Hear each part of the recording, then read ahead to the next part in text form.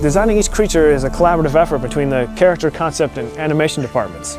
We start by trying to visualize the anatomy of the creature and ask ourselves if this is something that could actually exist. I mean, they're fantastical creatures, but we don't want them to defy the laws of physics. In order to become the best monster hunter, you must first learn how to understand your foes. Books and essays usually give you the information you need, where they can be found, their attack pattern, and what they fear. And it is your job to figure out the best way to kill them. Geralt has a lot of tools available at his disposal for fighting enemies in The Witcher 3. His steel sword, for instance, is used primarily for fighting human opponents, and his silver sword, which he uses for fighting monsters. Geralt can also use a crossbow for fighting ranged or flying foes that are trying to keep their distance from him. Crossbow is also very useful for fighting underwater against swimming monsters, such as the Siren. Harpies are vile feather creatures that fly around you and circle you.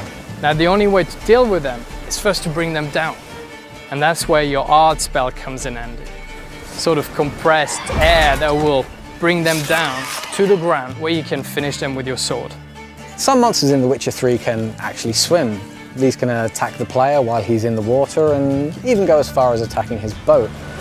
This can be really dangerous for the player if the monster has a natural affinity for water, such as the Drowner. Drowners are creatures that live in swamps and will snatch at anything that comes near their ponds.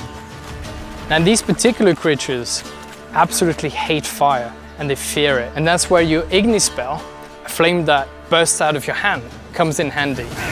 And that is the best way to kill them.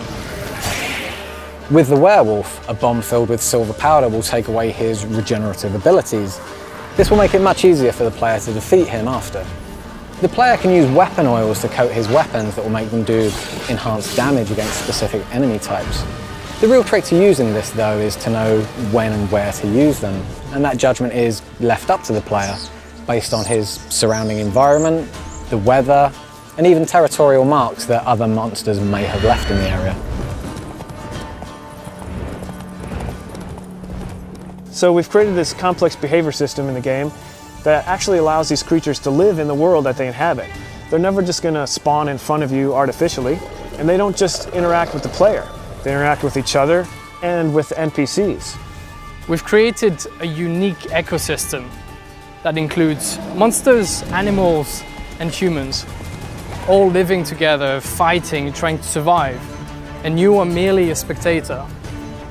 Now it is your choice to interfere with whatever is happening in front of you. But don't forget, every action you take in The Witcher has its own consequences.